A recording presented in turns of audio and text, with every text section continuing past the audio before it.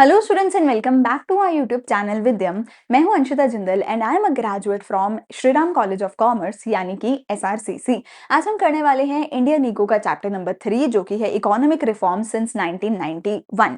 तो इसमें हम करेंगे कि 1991 के बाद हम जो एलपीजी के रिफॉर्म्स लाए थे वो क्या थे।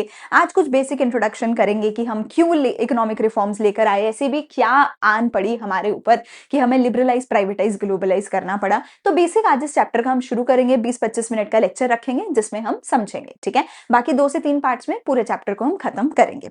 अगर पिछले लेक्चर्स नहीं देखे हैं तो डिस्क्रिप्शन में सारे लिंक हैं, सब कुछ जाके सेव कर लो, सारी प्लेलिस्ट फॉलो कर लो हर जगह, क्योंकि नोट्स, एमसीक्यू सब कुछ है। चैनल को सब्सक्राइब कर दो, कमेंट्स में अपने नाम की जल्दी से अटेंडेंस लगाओ और आ जाओ, शुरू करें आज का lecture Indian eco chapter number 3 का।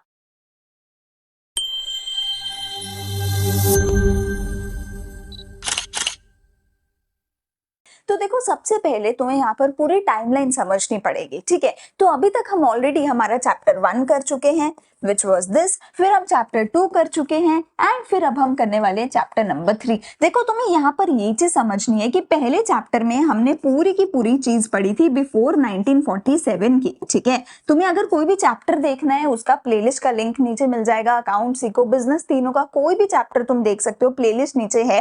हर चीज बहुत डिटेल में हमने एक्सप्लेन करी है। अब 1947 से पहले ब्रिटिशर्स थे हमारे पास और ब्रिटिशर्स ने हमारे ऊपर कई अत्याचार किए। हमारे एग्रीकल्चर सेक्टर को खराब किया, हमारे इंडस्ट्रीज को खराब किया, हमारे फॉरेन सेक्टर को खराब किया। तो वो क्या हमारे साथ खराब करके गए, क्या अत्याचार करके गए, वो हम पहले चैप्टर में पढ़ते हैं। इनके अत्याचारों से लड़ने के लिए हमने सेकेंड चैप्टर में काफी कुछ ठीक करने की कोशिश करी थी। सेकेंड चैप्टर में हमने पढ़ा है हमारा टाइमलाइन 1950 से 1990 का, कि हमने इमीडिएटली आफ्टर इंडिपेंडेंस क्या स्टेप्स उठाए थे। अब देखो, ये चीज समझो, जैसे ही हमें इंडिपेंडेंस मिली हम बहुत ज्यादा गरीब थे उस टाइम पे। हमारा खुद का कोई सिस्टम, कोई प्लान कुछ नहीं था। तो सबसे पहला स्टेप हमारा ये होना चाहिए था कि हमारे देश में हम एक सिस्टम, एक प्लान बनाए, एक डेमोक्रेसी लेकर आए, एक कॉन्स्टिट्यूशन बनाए और जो भी गरीब लोग हैं बस उनको गरीबी से बाहर निकाले। सबसे पहले ये था, क्योंकि अगर हम सबसे पहले रोड्स, बिल्डिंग्स, इंपोर्ट एक्सपोर्ट ये सब सोचने लग जाते तो गरीब लोग गरीबी से मर जाते। तो हमें था कि सबसे पहले गरीबों को गरीबी से बाहर निकालना है, जो कि हमने सेकेंड चैप्टर में किया 1950 से 1990 के टाइमलाइन के अराउंड। फिर 1990 के अराउंड भैया जी हमारे देश में फिर से कुछ हुआ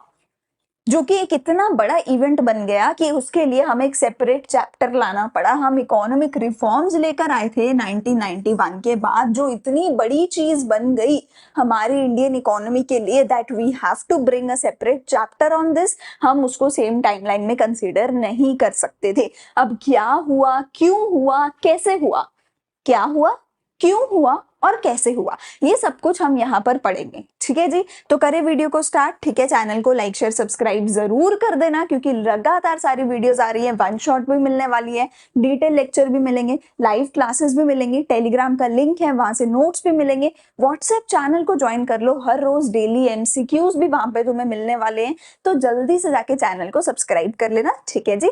चलो, अब सबसे पहली चीज शुरू करते हैं कि जब से इंडिया को बेटा इंडिपेंडेंस मिली थी, इंडिया ने मिक्स्ड इकोनॉमिक सिस्टम चूज किया था, जिसमें कि private sector plus public sector दोनों मिलकर काम करते थे। प्राइवेट सेक्टर किस लिए काम करता था? प्रॉफिट के लिए। पब्लिक सेक्टर किसके लिए काम करता था? गरीबों के वेलफेयर के लिए। लेकिन उसके बावजूद भी देखो हुआ क्या। सबसे पहले मिक्स्ड इकोनॉमी का क्या मतलब था? कैपिटलिस्ट भी था, ठीक है, कि production are owned, controlled and operated by the private sector. तो प्राइवेट सेक्टर को भी चांस मिल रहा था। लेकिन सोशलिस्ट इकोनॉमी भी थी कि हमारी जो गवर्नमेंट है वो भी काफी सारी चीजें कर रही थी ताकि वो गरीबों की मदद कर सके। ये हमारी मिक्स्ड इकोनॉमी थी। पर असलियत में क्या था? कहने को तो मिक्स्ड इकोनॉमी थी हमारी राइट आफ्टर इंडिपेंडेंस। एक्चुअल में क्या था? रियलिटी क्या थी? रियलिटी ये थी कि जो पब्लिक सेक्टर थी वो बहुत ज्यादा डोमिनेट करती थी। तुमने पढ़ा था ना इंडस्ट्रियल पॉलिसी रेजोल्यूशन चैप्टर 2 में, जो कहती थी कि सिर्फ सरकार ही बिजनेस कर सकती है। तुमने पढ़ा था ना लाइसेंसिंग चैप्टर 2 में, तुमने पढ़ा था ना कि इंपोर्ट एक्सपोर्ट पे रिस्ट्रिक्शन लगा रखे थे। तो टेक्निकली कहने को तो ऑन पेपर हमारी मिक्स्ड इकोनॉमी थी, पर सरकार ने प्राइवेट लोगों से उनके सारे हक छीन रखे थे, उनको बिजनेस नहीं करने दे रहे थे। हमारे बैंक्स, उनको नेशनलाइज कर दिया गया था और बैंक को क्या किया गया था, बोला गया था कि प्राइवेट सेक्टर बैंकिंग में जा ही नहीं सकता, सरकार ही सारे बैंक चलाने वाली है। ठीक है, तो हमारा जो पब्लिक सेक्टर था वो काफी ज्यादा डोमिनेट हो रहा था। हमारे जितनी भी इंडस्ट्रीज और सब कुछ थी उनमें पब्लिक सेक्टर डोमिनेट कर रहा था, बट जो प्राइवेट सेक्टर था बेचारा वो इग्नोर हो रहा था। उसमें इन्वेस्टमेंट की कमी थी, हम इंपोर्ट्स नहीं कर सकते थे, एक्सपोर्ट्स नहीं कर सकते थे, हमें लाइसेंस के बिना कोई इंडस्ट्री खोली नहीं जा सकती थी। इंडस्ट्रियल पॉलिसी रेजोल्यूशन की वजह से हम इंडस्ट्रीज खोल नहीं सकते थे। तो टेक्निकली प्राइवेट सेक्टर बेचारे का कोई रोल हो ही नहीं रहा था प्ले। करप्शन काफी ज्यादा थी और प्राइवेट सेक्टर को कोई घुसने नहीं दे रहा था, सरकार ही सारे काम कर रही थी। अब अगर सरकार करेगी सारे काम तो क्या होगा, करप्शन होगा, रेड टेपिज्म होगा कि तुम्हें इतना लंबा प्रोसीजर फॉलो करना पड़ेगा कुछ भी करने के लिए। ठीक है, सरकार अच्छा काम नहीं करेगी, क्यों, प्रॉफिट का तो उसको लेना देना नहीं है। तो हम पता ही है सरकारी स्कूल, सरकारी हॉस्पिटल, सरकारी किसी भी चीज का क्या हाल होता है, तो बहुत बुरी हालत में रहता था। सरकारी एम्प्लॉयज जो हैं उनको इंसेंटिव ही नहीं होता कोई कि वो मेहनत करे, वो उनको एसी में जाके बैठ के मजे करने होते थे। तो हमारी जो इंडस्ट्रीज थी, हमारी जो पूरी इकोनॉमी थी, उसका बुरा हाल था। आज भी तुम्हें पता होगा कि कोई भी अगर तुम सरकारी फैसिलिटी में जाते हो तुम्हें फ्री में मिल जाएगा, सस्ते में मिल जाएगा, पर अच्छा क्वालिटी का काम, अच्छी क्वालिटी की चीजें नहीं मिलेंगी। वहीं अगर तुम प्राइवेट सेक्टर में जाते हो तुम्हें महंगा मिलेगा पर बहुत अच्छा मिलेगा। लेकिन उस टाइम पे प्राइवेट सेक्टर नहीं था तो सरकारी सेक्टर था, फ्री में तो देता था पर कोई अच्छी क्वालिटी कुछ नहीं था, लॉसेस में चल रही थी मेरी पब्लिक सेक्टर कंपनीज। ठीक है, तो पब्लिक सेक्टर ने डोमिनेट किया पूरे 4 दशकों तक। 4 दशक कौन से थे, 4 डिकेड्स कौन से थे, 50 से लेकर 90 तक के 4 डिकेड्स में पब्लिक सेक्टर ने डोमिनेट किया। इसकी वजह से क्या हुआ, हमारी जो इकोनॉमी थी उसकी जो प्रोग्रेस थी वो बहुत ज्यादा हैम्पर हो रही थी। क्यों प्रोग्रेस हैम्पर हो रही थी, क्योंकि पब्लिक सेक्टर जो है वो प्राइवेट सेक्टर को काम करने ही नहीं दे रहा था और पब्लिक सेक्टर अच्छे से काम कर नहीं रहा था। तो भैया करे क्या, तो हमारी जो ग्रोथ थी वो हैम्पर हो रही थी। ठीक है जी, तो 1991 में हमारा जो भारत था उसमें बहुत ज्यादा बड़ा इकोनॉमिक क्राइसिस आया। क्या इकोनॉमिक क्राइसिस आया कि हमारे जो पब्लिक सेक्टर था सिर्फ वो ही काम कर रहा था, वही बिजनेस कर रहा था, उसमें एफिशिएंसी की बहुत कमी थी, उसमें बिल्कुल भी प्रॉफिट मोटिव नहीं था। इस वजह से हमारा जो देश था ना वो बहुत ज्यादा लॉसेस में चल रहा था, ये सारी कंपनीज लॉसेस में चल रही थी। हमारा जो देश था वो डेट में चल रहा था, हमारा देश लोन ले लेके गुजारा कर रहा था, खुद से वो नहीं कुछ कर पा रहा था। कैसे करता जब प्राइवेट सेक्टर को तुम करने ही नहीं दे रहे।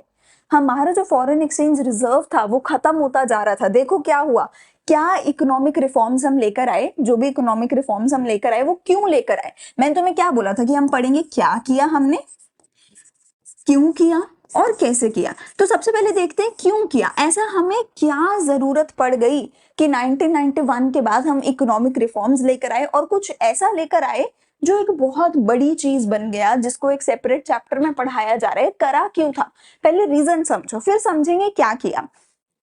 तो हमारे पास एक्रोनियम क्या है, साइड, SIDE, साइड। हमने साइड कर दिया अपने पास्ट को और इकोनॉमिक रिफॉर्म्स की तरफ हम गए थे। ठीक है, साइड किसको किया, ये एक्रोनियम है, पढ़ते हैं क्या रीजन थे। पहला रीजन देखो मेरे पास एस से क्या है, shortage of foreign exchange reserve. देखो होता क्या है ना, जब भी तुम इंपोर्ट करते हो तो तुम्हें डॉलर में पेमेंट करनी पड़ती है, तुम्हारे पास डॉलर माइनस होता है। ठीक है, लेकिन जब भी तुम एक्सपोर्ट करते हो तो तुम्हारे को डॉलर मिलता है, बाहर वाले लोग तुम्हें डॉलर देते हैं। तो कोई भी देश क्या करता है, एक्सपोर्ट करता है, डॉलर लेता है, उस डॉलर को फिर इंपोर्ट के लिए यूज करता है। अच्छा, कोई भी देश बिना इंपोर्ट करे तो रह नहीं सकता, क्योंकि कोई भी देश सेल्फ सफिशिएंट तो नहीं होता, किसी के पास कोई रिसोर्स है, किसी के पास कोई है। हर देश को इंपोर्ट्स तो करवाने पड़ेंगे, कुछ बेसिक चीजें इंपोर्ट करवानी पड़ेंगी। इंपोर्ट करने के लिए डॉलर की जरूरत है, डॉलर कहाँ से आएगा, जब एक्सपोर्ट करोगे। ठीक है ना। अच्छा, not just for this but a lot of other things, अगर तुम्हें अपना डेट का रीपेमेंट करना है, ठीक है, डेट का इंटरेस्ट पे करना है तो भी तुम्हें डॉलर चाहिए। तुम्हें इंटरनेशनली कोई भी ट्रांजेक्शन करनी है तुम्हें डॉलर चाहिए।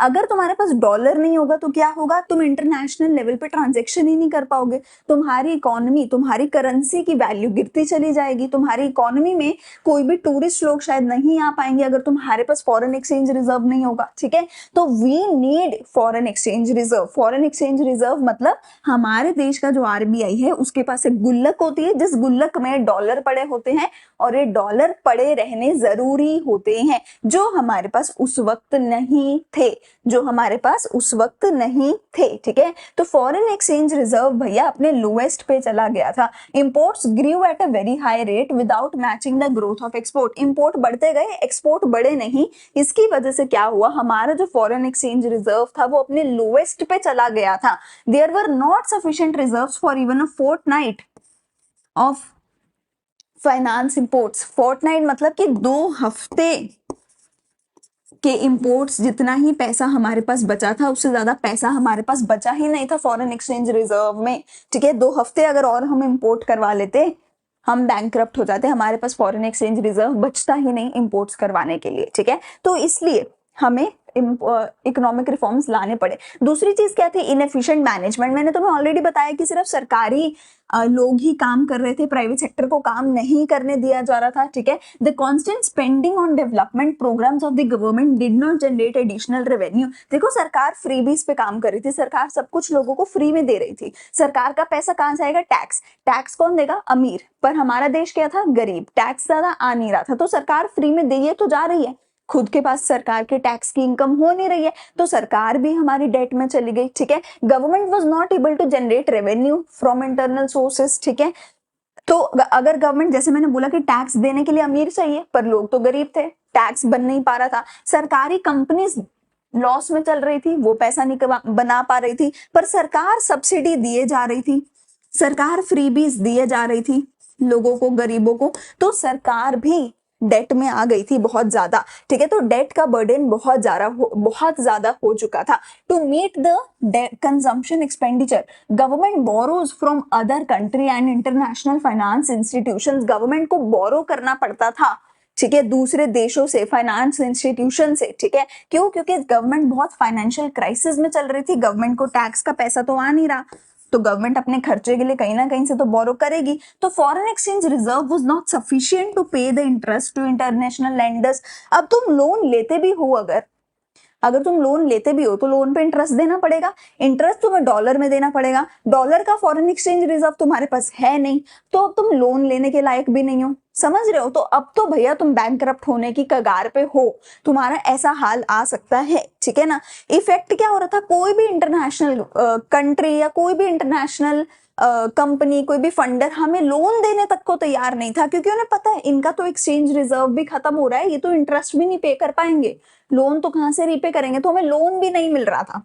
Effect of inflationary pressure, Bharat में इन्फ्लेशन बढ़ती जा रही थी, prices of many essential goods rose sharply. Essential goods यानी कि हमारे बेसिक रोटी कपड़ा मकान, इनके भी प्राइसेस बहुत तेजी से बढ़ रहे थे, यानी कि अब गरीब के ऊपर मार पड़ने वाली थी। ठीक है, क्यों ऐसा हो रहा था, इंक्रीज इन मनी सप्लाई की वजह से, शॉर्टेज ऑफ इसेंशियल गुड्स की वजह से। देखो बहुत सारी चीजें हमें बाहर से इंपोर्ट करवानी थी, इंपोर्ट हम करवा नहीं पा रहे थे, तो शॉर्टेज होती जा रही थी। ठीक है, इंक्रीज इन मनी सप्लाई, हमारे देश की जो सरकार थी वो मनी प्रिंट कर रही थी, जैसे ही तुम मनी प्रिंट करोगे इन्फ्लेशन बढ़ेगी। ठीक है, मनी अगर तुम प्रिंट नहीं करोगे तो तुम्हें पैसा कहां से मिलेगा, ठीक है ना, सरकार को अपने खर्चे के लिए पैसा चाहिए, मनी प्रिंट कर रही है, मनी प्रिंट करोगे इन्फ्लेशन बढ़ेगी। हमने पढ़ा है ना कि मनी सप्लाई बढ़ती है तो इन्फ्लेशन बढ़ती है जी, तो इन्फ्लेशन भी बढ़ती जा रही थी, तो हो क्या रहा था, डेट बढ़ता जा रहा था।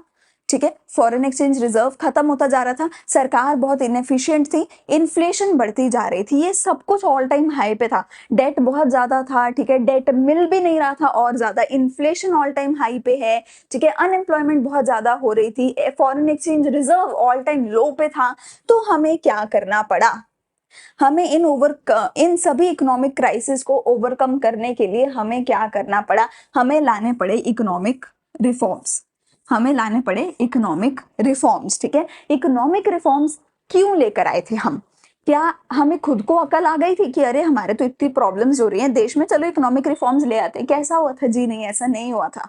चाइना को अकल आ गई थी कि मेरे देश में प्रॉब्लम्स हैं, मुझे इकोनॉमिक रिफॉर्म्स लाने पड़ेंगे, तो चाइना हमसे 10 साल पहले ही 1978 के अराउंड, 1980s के अराउंड इकोनॉमिक रिफॉर्म्स ले आया था। हमें अकल नहीं आई थी जब तक हमारे साथ ये सब कुछ नहीं हुआ। हमारे साथ जब ये सब कुछ हुआ उसके बाद हम कहाँ गए? उसके बाद देखो हमारे साथ क्या क्या प्रॉब्लम्स हुई। इन्फ्लेशन की प्रॉब्लम हुई, हाई एक्सपेंडिचर था सरकार का, ठीक है, हाई डेट थी सरकार का, हाल देखो क्या हो रहा था, फॉरेन एक्सचेंज रिजर्व खत्म हो रहा था। जब हमारे साथ ये सब कुछ हुआ तो हमारे देश की सरकार बेचारी डर गई, ठीक है, सरकारी सेक्टर बहुत खराब था, हमारे देश की सरकार बेचारी डर गई। हमारे देश की सरकार डर के कहाँ गई? हमारे देश की सरकार डर के गई वर्ल्ड बैंक और आईएमएफ के पास और इनको बोला कि भैया हमें प्लीज हेल्प करो और हमें थोड़ा सा और लोन दे दो, ठीक है। तो हमारे देश की इतनी बुरी हालत हुई, इसलिए हमारे देश की जो सरकार थी वो बेचारी डर के कहाँ गई? वर्ल्ड बैंक और आईएमएफ के पास गई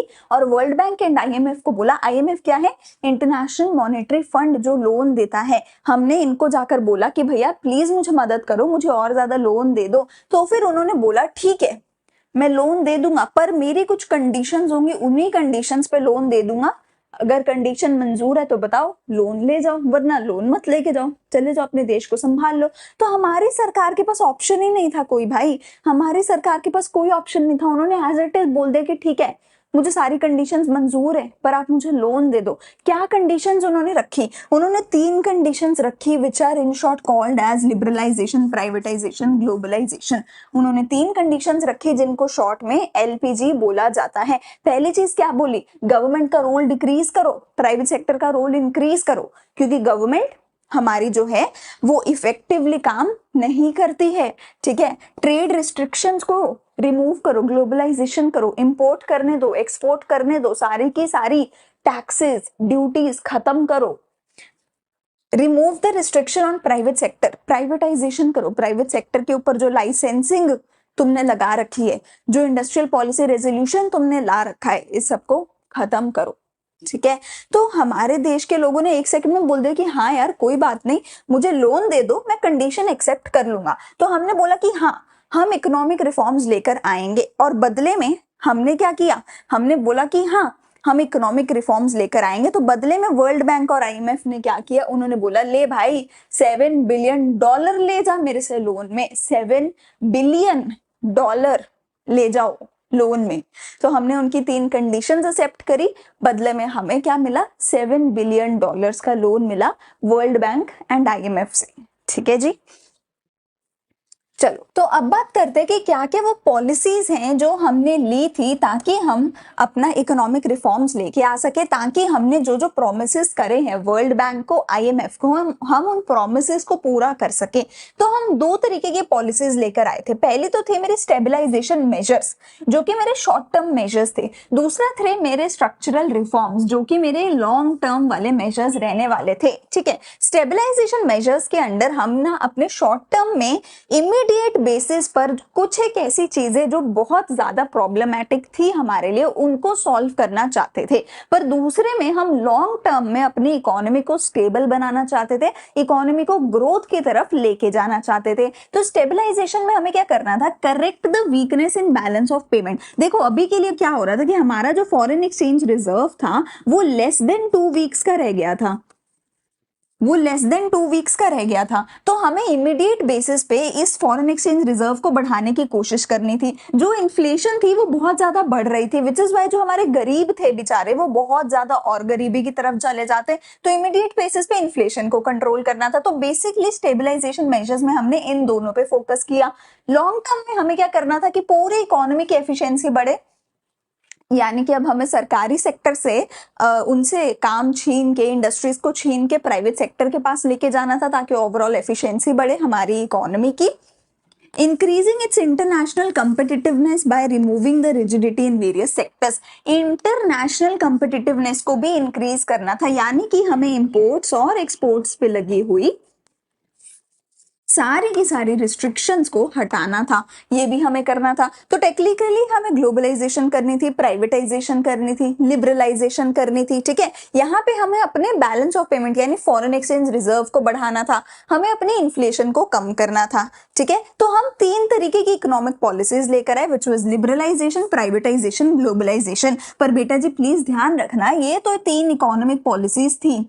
एलपीजी ठीक है, लेकिन उससे पहले ये भी तुम्हें याद रखना है कि दो तरीके की पॉलिसीज हमारी थी, स्टेबलाइजेशन मेजर्स और स्ट्रक्चरल रिफॉर्म्स। ठीक है, हम स्टेबलाइजेशन मेजर्स लेकर आए थे और स्ट्रक्चरल रिफॉर्म्स लेकर आए थे, और मेजरली जो स्ट्रक्चरल रिफॉर्म्स है इसके अंदर हमारा लिबरलाइज, प्राइवेटाइज, ग्लोबलाइज आता है। ठीक है, चलो, लिबरलाइजेशन का क्या मतलब होता है? लिबरल का मतलब ही होता है फ्री करना, प्राइवेटाइजेशन का मतलब होता है कि प्राइवेट सेक्टर के हाथों में चीजें देना, और ग्लोबल का मतलब होता है कि हमें पूरे इंटरनेशनल लेवल पे अपनी इकोनॉमी को ओपन अप करना। ठीक है, तो लिबरलाइजेशन में हम फ्री कर रहे थे, किसको फ्री कर रहे थे? Means removal of entry and growth restrictions on the private sector enterprise. हमने प्राइवेट सेक्टर एंटरप्राइज को बोला था कि शेड्यूल ए में जो इंडस्ट्रीज है उसमें तुम घुस नहीं सकते, शेड्यूल बी में जो इंडस्ट्रीज थी उसमें पब्लिक सेक्टर के साथ ही तुम काम कर सकते हो, और शेड्यूल सी में जो इंडस्ट्रीज थी उसके लिए तुम्हें लाइसेंस लेना पड़ेगा। तो तुम देख रहे हो हमने कितना रिस्ट्रिक्ट कर रखा था। लिबरलाइजेशन कहता है ये सारी चीजें हटा दो, बिल्कुल फ्रीली एंटर करने दो प्राइवेट सेक्टर को किसी भी इंडस्ट्री में। ठीक है, उनको ग्रो करने दो, उनके ऊपर रिस्ट्रिक्शंस मत लगाओ, लाइसेंस मत लगाओ, कोई भी रेजोल्यूशन, इंडस्ट्रियल पॉलिसी रेजोल्यूशन के अंदर कोई भी जो शेड्यूल्स थे, जो अलग अलग इंडस्ट्रीज को क्लासिफाई किया था, वो सब खत्म कर दो। Privatisation means transfer of ownership, management and control of public sector enterprise to the entrepreneurs in the private sector. मतलब कि अगर हमारी कोई भी पब्लिक सेक्टर एंटरप्राइज है, यानी कोई भी सरकारी एंटरप्राइज है, ये सरकारी एंटरप्राइज भी अब प्राइवेट सेक्टर को ट्रांसफर कर दो। पहले पता है क्या हुआ था? प्राइवेटाइजेशन इससे पहले आजादी के बाद सरकार ने क्या किया था? प्राइवेट सेक्टर की भी इंडस्ट्रीज छीन के अपने पास ले ली थी, नेशनलाइजेशन ऑफ बैंक्स कर दिया था। मतलब बैंक्स को बोला था कि भैया तुम प्राइवेट बैंक हो, आज से तुम्हारी ओनरशिप सरकार ले रही है, आज से सारे बैंक सरकारी होंगे। तो पहले ये हुआ था, ठीक है, 1950 से 1990 के बीच में ये हुआ था। अब 1991 के बाद ये होगा कि सरकार से ओनरशिप छीन ली जाएगी सरकारी कंपनीज की, और वो प्राइवेट सेक्टर को दे दी जाएगी। क्यों? क्योंकि सरकारी कंपनीज एफिशिएंटली काम नहीं करती, ये एफिशिएंटली काम करेंगे, है ना, वही रीजन जो हमें पता ही है। ग्लोबलाइजेशन, इसका मतलब क्या है? Integrating the national economy with the world economy through the removal of barriers on international trade and capital movements. कहते हैं कि हर एक बैरियर रिमूव कर दो इंटरनेशनल ट्रेड के ऊपर से। तुमने कोई भी इंपोर्ट ड्यूटी, एक्सपोर्ट ड्यूटी, कुछ भी लगाया है, सब हटा दो। ये थी ग्लोबलाइजेशन। तो इन तीनों के बारे में डिटेल में एक एक करके पढ़ेंगे। ठीक है, सबसे पहले पढ़ेंगे लिबरलाइजेशन के बारे में। तो लिबरलाइजेशन के अंडर क्या किया हमने? देखो, लिबरलाइजेशन का मतलब क्या है कि प्राइवेट सेक्टर को एंटर भी करने दो, उसको ग्रो भी करने दो। तो सारी रिस्ट्रिक्शंस खत्म कर दो प्राइवेट सेक्टर के ऊपर से, एंट्री की बैरियर, ग्रोथ के बैरियर खत्म कर दो। इससे क्या होगा? अनलॉक होगा इकोनॉमिक पोटेंशियल। हमारी इकोनॉमी में पोटेंशियल है, मतलब हमारी इकोनॉमी में रिसोर्सेज भी हैं, हमारी इकोनॉमी में अच्छी लेबर भी है, हमारी इकोनॉमी में सब कुछ है, पर लोग अच्छे से एफिशिएंटली अगर उसको यूज ही नहीं करेंगे, अगर सरकार एफिशिएंटली यूज ही नहीं करेगी, तो इकोनॉमी तो लॉस में जाएगी ना।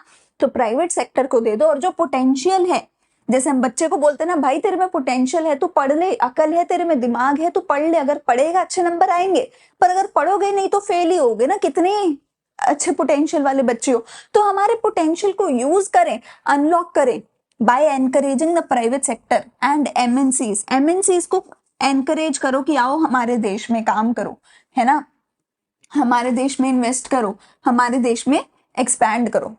ठीक है, by encouraging private sector, multinational corporations to invest and expand. Private sector को बोलो, मल्टीनेशनल कंपनीज को बोलो, मतलब कोका कोला जैसी कंपनीज भी। आज तो आप देखो कहीं भी आप जाओगे, कोका कोला तो मिलेगा ही मिलेगा।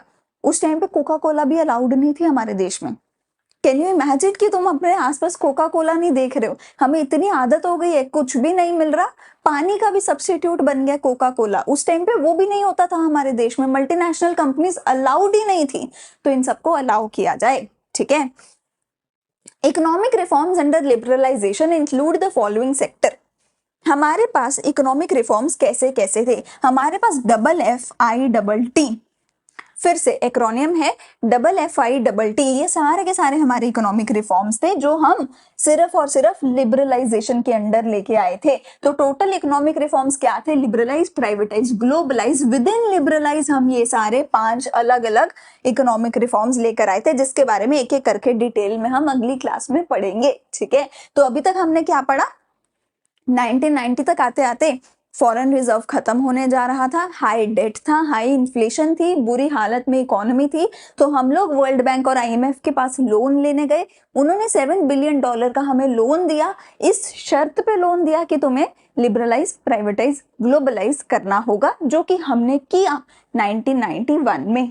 ठीक है जी, तो ये हमारा पूरा एक समरी था आज की क्लास का। अब अगली क्लास से हम लिबरलाइज, प्राइवेटाइज, ग्लोबलाइज के बारे में डिटेल में पढ़ेंगे। अगर लेक्चर अच्छा लगा तो लाइक, शेयर, सब्सक्राइब जरूर कर दो, सारे दोस्तों के साथ शेयर करो, हमें ग्रो करने में मदद करो। अपने डाउट्स पूछो कमेंट सेक्शन में, कुछ अच्छा लगे तो वो मुझे बताओ कमेंट सेक्शन में। हम मिलेंगे अगले लेक्चर में अगले इसके पार्ट के साथ।